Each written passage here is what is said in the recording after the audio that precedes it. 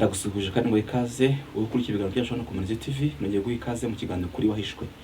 Iki ni ikiganiro kitugezaho ibiganiro bicukumbuye, ibiganiro bikora ubushakashatsi cyane twibanda ku ijambo ry'Imana, turebera hamwe ibinyoma amadini yagiye abeshya abantu imyaka irenga amagana, ariko uyu munsi nicyo gihe ngo abantu bamenye ukuri, babatuke bakurikire Kristo ko niwe wadutangiye ubuzima bwo kugira ngo tubashe kubona ubugingo buhoraho. Rero ikiganiro cy'uyu munsi ni ikiganiro kivuga ngo kuki abantu benshi baruhiye mu madini. Turaganira ku ngingo ivuga ngo kuki abantu benshi ari indushyi kandi bari mu madini basenga, bavuga ko bafite Imana, bafite umwuka wera, bafite impano, bakora ibintu bitandukanye mu madini, ariko ugasanga ni indushyi zigendera. Reka dusenga twinjire mu kiganiro. Mana, turagushimiye ko bari natwe ukaturinda, uri Imana yacu kandi ntabwo uhinduka. Waduhaye Kristo aza kudupfira ngo tubone ubugingo, turabigushimiye. Iki kiganiro turagisengera ubashe kubana natwe, udushoboze kandi ko turi umuyobozi muri byose, duheje imigambi y'umwanzi kandi tuyiburijemo mu izina rya Yesu Kristo, amen. Bakunzi bacu rero bashimiye ko mudukurikira kandi abasuhuje mu kiganiro cy'uyu munsi. Nshimira mudukurikira muri mu Rwanda, muri hanze y'u Rwanda, abakoze subscribe mwese, Imana ibahumurije kandi bakomeze mu share ibiganiro byacu. Abatarakanda subscribe mu kuri kugira ngo mujye mu biganiro byacu bitabacika. Uyu munsi rero nihuse, ntabwo ndi butinde. Turaganira ku ngingo nabwiye muri introduction y'ikiganiro ivuga ngo kuki abantu benshi baruhiye mu madini. Turarebera hamwe ubundi dini ni iki, cyangwa se inkomoko y'amadini ni iyihe. Muri makeya, ubundi amadini yose ni umurimo wa Satani, ni projet Satani yapanze kugira ngo arimbuze abantu benshi, hanyuma abo aha umuhamagaro wo kuyashinga haba hari intego runaka yabahaye. Turabiganira muri iki kiganiro, hanyuma turareba inkomoko y'amadini muri Afurika, ariko by'umwihariko nta mu gihugu cy'u Rwanda amadini yakomotse cyangwa se yaje ati. Twihuse, mbere y'umwaduko w'abazungu mu Rwanda hari idini gakondo rimwe gusa ryaseraga mu buryo bwaryo, ntabwo ndi bubitindemo. Ariko nyuma y'uko abazungu baje mu Rwanda imyaka y'igihumbi gutyo, nyuma y'inama ya Berlin yabaye mu 1885, nibwo haje abakoloni muri Afurika, rekavuge mu Rwanda by'umwihariko, ariko bahura n'urukuta rwa resistance y'abaturage batashakaga ubutegetsi bw'abazungu. Ku bwa Musinga nibwo habayeho resistance ikomeye, abanyarwanda banga ubu abakoloni b'ababirigi by'umwihariko. Bituma rero ababirigi basubira inyuma, biga inama byo guhindura umuvuno kugira ngo bashe kuza kwinjira abanyarwanda, kuko ryari abanyarwanda yari societe ishyize hamwe, ifite ubumwe, ifite idini rimwe gakondo, basenga Imana imwe, bafite ururimi rumwe, umuco umwe, kandi umwami wose bamuhuriyeho. Bituma rero abazungu badashobora kwinjira muri colonization, cyangwa mu byo gukoloniza igihugu. Nibwo mu 1907 buri itsinda ryitwaga abapadiri bera, white fathers, baza mu kintu cyitwa ngo ni missionaries, bazanga abamisiyoneri bazanye ngo ubutumwa bwiza, ariko mu by'ukuri cyari igikoresho tool cy'abakoloni kugira ngo nuko bakoloniza igihugu cy'u Rwanda. Wenda muri bihugu bitamateka atandukanye, ariko mu Rwanda ko habaye akantu ka resistance kuko tumva abazungu kutabumvira, bituma rero bakrea amadini. Nibwo rero haje abamisiyoneri ba mbere mu 1907, baza bitwa abapadiri bera, bazambaye amakanzu y'umweru, amashapure maremare, bafite ubwanwa burebure bateretse, baza bitwara bibombaritse, bafite imvugo zoroheje, berekana ko noneho dafite resistance, cyangwa batarimo kurwanya abazungu. Bituma abanyarwanda bafite wa mujinya n'abwaburake bwo kubarwanya, bacisha make barabegera. Tekinike ngo bakoresheje nuko babwiye bati bari abantu ntabwo mwashobora mutabegereje, muboshyushye, mukoresha ubwenge n'andi mayeri, mwigire nkaho mwabazaniye inkuru nziza y'irindi dini n'ijambo ry'Imana, mube humble. Nibwo bari baze kubegera, babiyumvemo, mubagaze gahoro gahoro, murabasha kubakoloniza. Niko byagenze rero, bashinga za misiyo, ntabwo ndi bitindemo, bakamashuri, bakora ibikorwa by'iterambere, bituma abanyarwanda babiyumvamo. Nuko idini rya mbere ryinjiye mu Rwanda ryo Kiliziya Gatolika. Ubwo wakwibaza ngo misiyo kwari ugutanga ubutumwa bwiza bugeza abantu ku bugingo buhoraho, cyangwa kwari uguturisha rubanda kugira ngo ya mahane ashire, nyuma haze kuzindi tsinda ry'abakoloni ryakurikiwe n'itsinda ry'abacuruzi b'Abanyaburayi, kugira ngo bagere ku ntego zabo, of course zitari ubutumwa bwiza bw'ubugingo. Twihutishije rero, amadini ya giprotestant nuko yaje aza muri ubwo buryo, muri uwo mujyo, ariko reka turebera hamwe ibintu biranga idini. Ubundi idini rirangwa n'iki? Nyuma tuza kureba impamvu abantu bari mu madini kandi baba ko babonye Yesu. Ni gute umuntu uva mu kiliziya akava gusenga akajya no kuraguza? Ubwo bihura gute? Ni gute umuntu aba ari umuririmbyi, aba ari umurokore, aba ari umuntu wakijijwe, ariko akaba afite na nyabingi, akaba naroga? Ubwo se bihura gute? Ni gute umuntu aba asengana na mugenzi we agahindukira akamugambanira? Nabonye umuhamya bw'umugabo witwa Cabugufi wagambaniwe na mugenzi we, aramutema agiye kumwiba amafaranga ngo miliyoni 5 ashaka kujya inzu, kuko ari inshuti baganira basengana. Mugenzi we amuca igico n'andi mabandi, baramutema baramuca amaboko, bamuteragura ibyuma asiga bamwishe. Imana iramuzura. Uko bishoboka gute? Bikora gute? Turarebera hamwe mu kiganiro ibintu biranga idini. Twagiye ikintu cya mbere kiranga idini ni uko idini rigendera ku mahame, doctrine yashinzwe n'abantu bitewe n'icyo bashaka kugeraho, kitari ubugingo, kitari ukugera ahantu kuri Kristo. Iyi dini rigendera ku mahame y'ibyo doctrine byashyizweho n'abantu barishinze, birumvikana, bitewe n'icyo washinze iryo dini ashaka kugeraho, kitari ubugingo buhoraho. Dufata urugero, hari kiliziya yitwa Kiliziya Gatolika y'i Roma, hakaba n'indi kiliziya yitwa Kiliziya y'aba Orthodoxe ifite icyicaro cyayo gikuru mu Burusiya.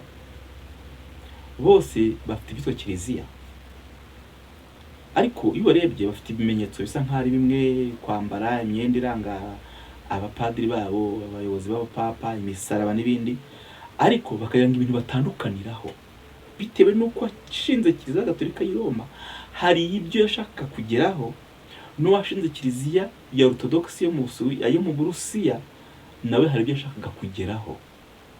Niyo mpamvu usanga batandukanye, ntibahuze.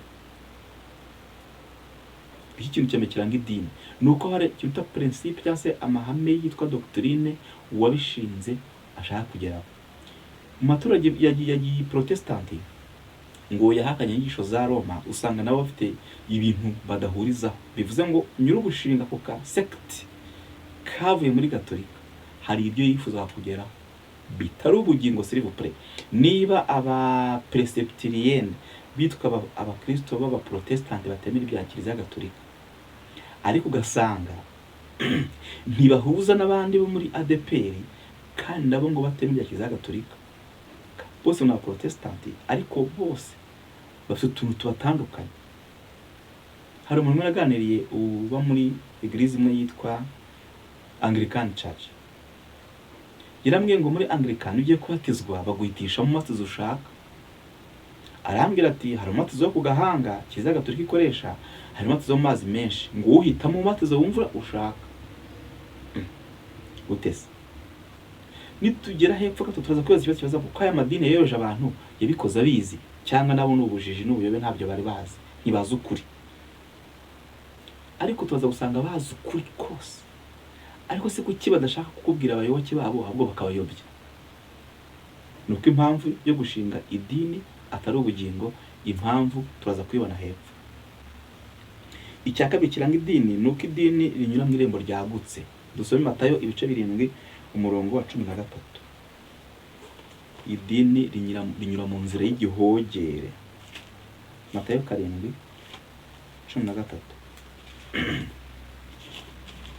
Haranditse ngo munyure mu irembo rifunganye, kuko irembo ari rigari n'inzira ijyana abantu kurimbuka ari nini, kandi abayinyuramo ni benshi.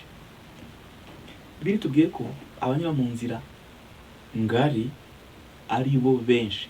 Sizakubwira idini rigira abayoboke benshi cyane bimishishe, ibintu byose biremewe, ibyaha byose biremewe, nta rutangira, ni igihogere n'igihiriri kigiye kurimbuka. Niba idini usengeramo hari ibintu batakubuza, kandi umutimanama wawe ukaba ukubwira ko ari icyaha, ariko iryo dini ryo rikaba ritabikubuza, uzamenye kuri mu nzira ijya kurimbuka. Hari igihe isi yabayeho iri mu gihe cyitwa igihe cyo kuyoborwa n'umutimanama, nta mwuka wera, Kristo atari yaza mu isi,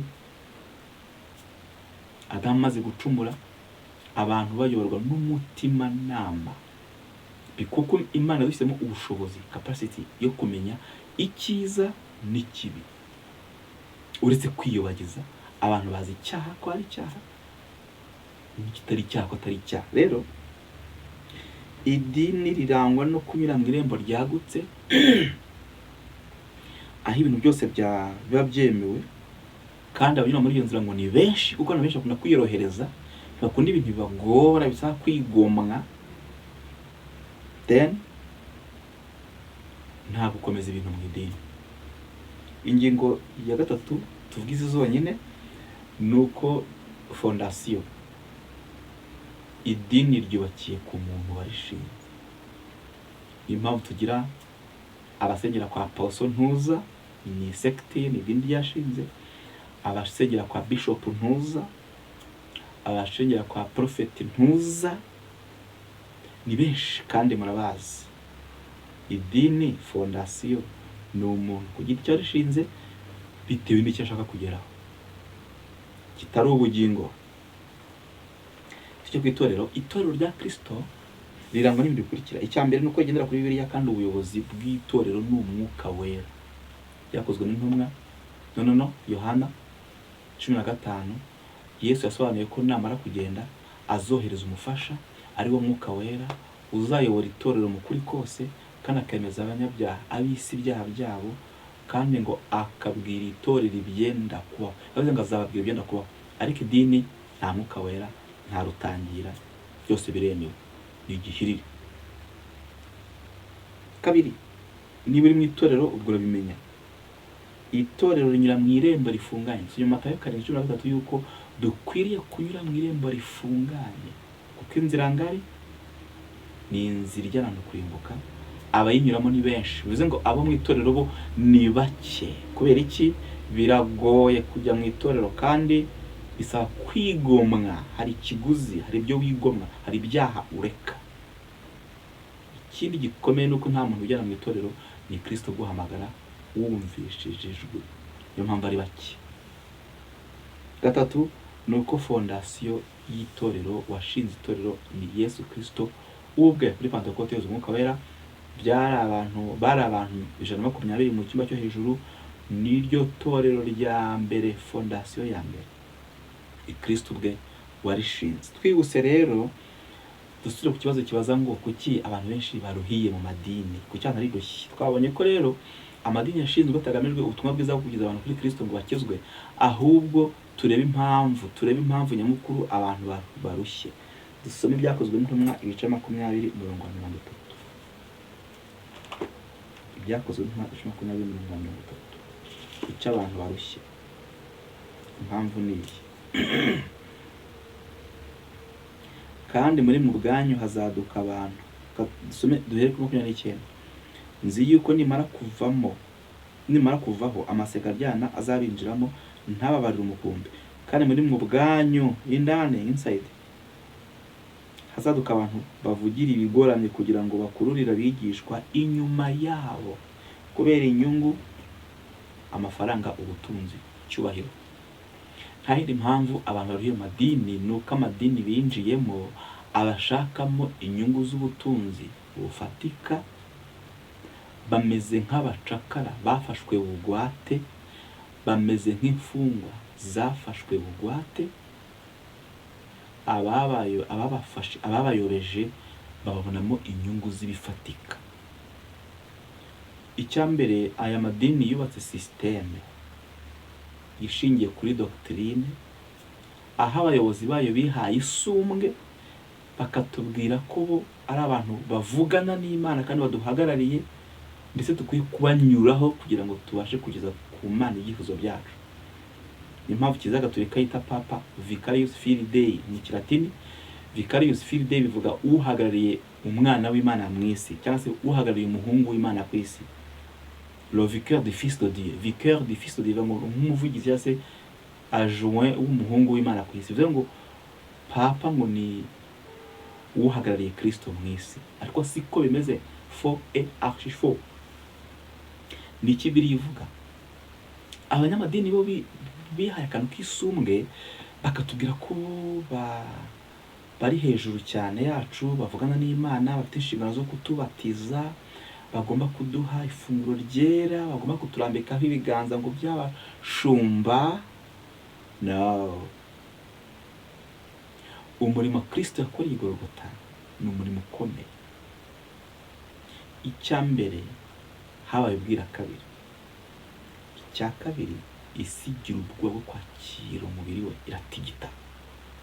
Icya gatatu, umwenda wari ukingirije ahera cyane h'urusengero rw'i Yerusalemu rwa Salomo ucikamo kabiri, urapasuka uhereye hejuru ukagera hasi. Ngo byasobanuraga ko hatakiriho amategeko, hatakiriho umutambyi, hatakiriho imihango ya kiyuda igomba kutugenza, kutuyobora, ahubwo buri muntu wese 32 mu gakiza, ndetse n'umwana muto uzi gusenga Imana ntabwo azagira ubwoba, azafashwa no gusenga. Buri muntu wese, yaba umuto, yaba umukuru, yaba umugaye, yaba utareba, yaba ucumbagira, twemerewe kujya imbere y'Imana duciye muri Kristo. Imana ishimwe. Yohana 12,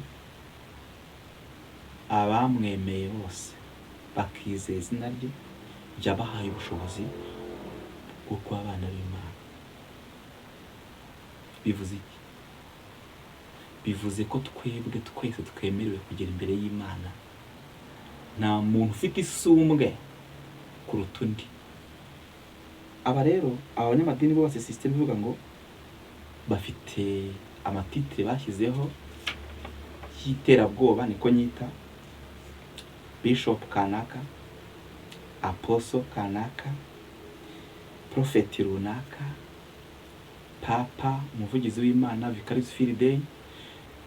Abayoboke babo bakaba mu bwoba bw'uko batanagera ku Mana badaciye kuri wa muntu. Ngo ubwo burushyi bwa mbere, kutamenya uwo uriwe, number 1, kutamenya ko uri umwana w'Imana. Kabiri, kutamenya ko nawe wakwigererayo. Hanyuma bigatuma abayobozi b'amadini rero bababikamo ubwoba, bakababwira yuko ituro ry'umushumba rwako ari miliyoni, ukabura ko umushumba atakurambitseho ibiganza byose biri buhagarare, abantu bakaba mu bucakara bumeze gutyo. Ngo ubwo burushyi bwa mbere abantu bafite, ntabwo bazi ko twese turi abana b'Imana. Reka ndebe ijambo riri muri Matayo 23:9 n'uwa 10, twumve ubundi Bibiliya ivuga iki. Ni Yesu yavuze ku bantu bamwemeye. Matayo 23, turebe umurongo wa 9, haranditse ngo kandi ntimukagire umuntu wo mu isi mwita data. Papa bivuga iki? Bivuga data. Père. Padiri bivuga iki? Père, papa. Kandi ntimukagire umuntu wo mu isi mwita data, kuko so ari umwe, ari uwo mu ijuru. Kandi ntimuzitwa bakuru, kuko umukuru wanyu ari umwe, ari Kristo. Ntabwo abantu bazi ko Yesu ari grand frère mukuru wacu. Ntabwo abantu bazi ko imaze kubyarwa n'Imana uhitwa muri umuntu wa Yesu. Ntabwo abantu bazi yuko ubwo mbere yo kugera kuri papa uca kuri grand frère Yesu. Ahubwo amadini yishyireho turi tuyira twa shortcut, tutari two twa fake. Ngaho kwa Maria, ngaho kwa Muhammadi, ca kwa Bishop, nyura kwa papa, nyura kwa padiri, nyura kwa apostle. Mwarayobye. Yesu yaravuze ngo ntimuzagire umuntu n'umwe mu isi mwita data, ngo ni mu isi dutuyeho, kuko so ari umwe, ari uwo mu ijuru. Bivuze ngo Kristo dusangiye data. Kristo ni mukuru wacu, data ni umwe. Mana ishimwe. Kumenya ibyo byonyine birahagije. ntawe udusengera, ntawe uturambikaho ibiganza, ntawe utuvugira ku Mana, ntawe udusabira, ntawe uduterera imisozi ngo ajye kudusengera, udusengera nkande. Abantu rero mukwiye kuva mu bujiji mukamenya icyo kintu. Uburushyi bwa mbere ni ukutamenya uburi, kutamenya ko Kristo ari mukuru wacu.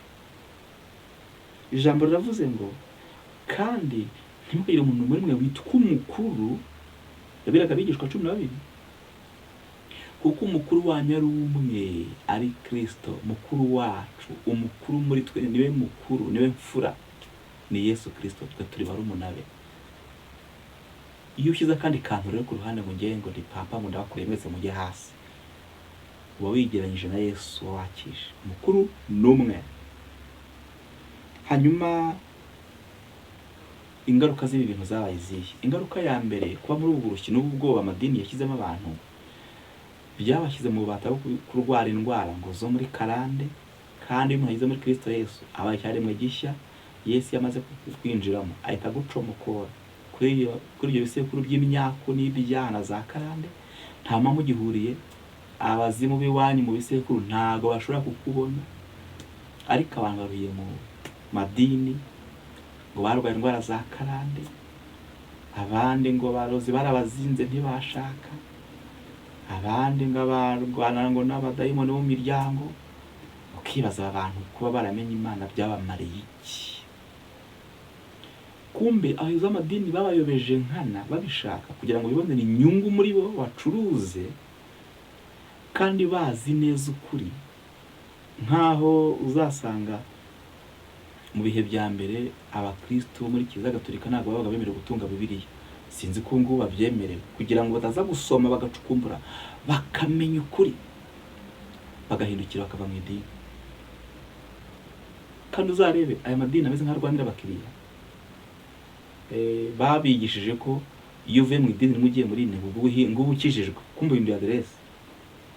Ntabwo bigisha ngo bahuze na Kristo, ahubwo bikurura aho bigishwa inyuma. Nako Paulo yavuze muri byakozwe mu mwaka 20:30 ngo abantu bazava muri twe, ngo muri bo ngo bahimba inyigisho z'ibinyoma zigamije kwikurura abigishwa inyuma. Bivuze ngo aba bashinga amadini baba bakurura abigishwa inyuma yabo nk'aba bakururiye kuri Kristo. Nguwo mu ruho wa kabiri ukomeye.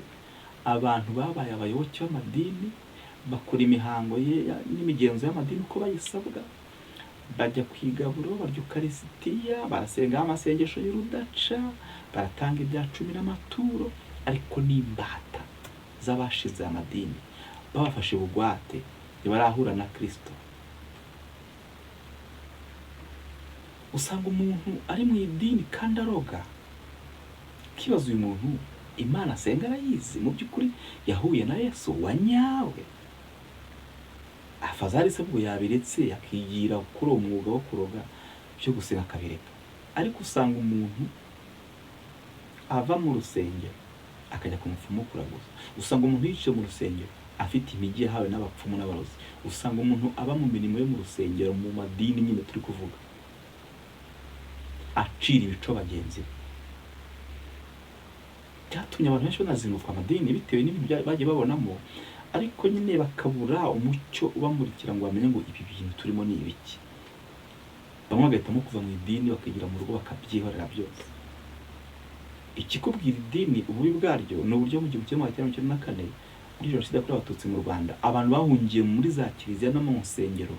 Abayobozi b'aya madini, abapastori, abapadiri biciramo abakristo bahaye igaburo, abakristo babatije, ndetse abandi bajya kubahururiza intango zize zibicira muri za kiliziya n'insengero. Ngiri bituma abantu benshi bazinuka ikintu bita idini. Rimwe na rimwe hagiye tunarenganya n'abantu bafite n'ishingiro, ariko byatewe n'iki? Nuko bigishijwe. Rero nshuti ukurikira Umurinzi TV, nakugira inama yuko wowe ubwawe ukwiye kwicara ugashaka Imana ku giti cyawe, kubera yuko Imana ni yawe personnel, individual. ni wowe ukwiriye gusenga Imana ikakwishurira, ukaba mu nzira y'igihogere, ukinjira mu irembo rifunganye ryo jyana mu bugingo. Nubwo nyine bigoye uca mu mifatangwe, yego niko bikwiye kugenda, kuko na Kristo niyo nzira aciyemo, kandi intumwa zamukurikiye niyo nzira zaciyemo.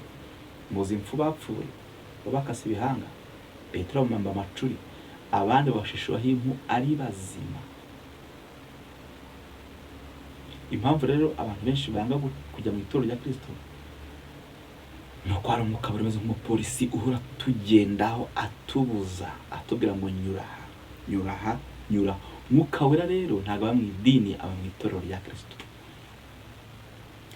Dusoza iki kiganiro, nakugiraga inama yo gushaka Imana ku giti cyawe, ugahura na Yesu agahindura ubuzima bwawe, kwinjira mu itorero akaguhamagara, ukumva ijwi rye, hanyuma ukareka kwishinga abandi, kuko hari abantu bazarimbuka kubera ikigare. Kuko gusa bavuze bati iri dini ryacu ni irya sogokuru, irya sokuruza, ni irya mama na data, nanjye narivukiyemo ntabwo narivamo. Mbese nk'akakubwira ati urupfu rwa benshi ruraryoha, tuzarimbukane, ariko urishuka.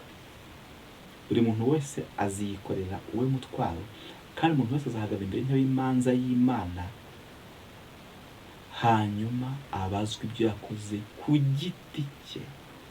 Nta muntu uzisobanura mu rubanza ngo nabonaga papa ajya hariya nanjye nkomeza kujyayo. Oya, ukwiye gushakashaka ukuri ukakumenya. Ariyo mpamvu dukoze ibiganiro nk'ibi ngibi biviza ku binyoma by'amadini, bituma abantu bamwe bakatwanga, ariko niko kuri. Ukwiriye kwicara hasi wowe ukamenya ukuri, ukamenya Bibiliya, ugasoma ijambo ry'Imana, Imana ikakwishurira, Yesu akakwishurira, ukava mu idini ukinjira mu itorero rya Kristo. Tugiye gusenga. Ndabashimiye ko mwadukurikiye muri benshi, kandi mukomeze gusharinga ibiganiro byacu, mukande subscribe abatarayikanda, kugira ngo mukomeze kubona ibiganiro byiza bicukumbuye kandi bikora ubushakashatsi bishingiye kuri Bibiliya. Imana amahoro baho umugisha. Reka dusenge. Turagushimira iteka Mana yacu, tugushimiye ku bwihishurwa rikomeye baduhaye, ubwo abantu benshi bisanze mu madini bavukiyemo cyangwa se bisanzemo, bakigishwa nabi, bakayoba, bagahaba. Ariko turasenze ku kiganiro byohereje imbaraga z'umwuka kugira ngo abantu benshi bazakibona, bazahinduke utumwanzuro, basenge, bakizwe ku giti cyabo, bahure nawe, bave mu madini agiye kubarimbuza. Turagushimira ko wabanye natwe mu kiganiro. Sinzi kwizera mu izina rya Yesu Kristo. Amen.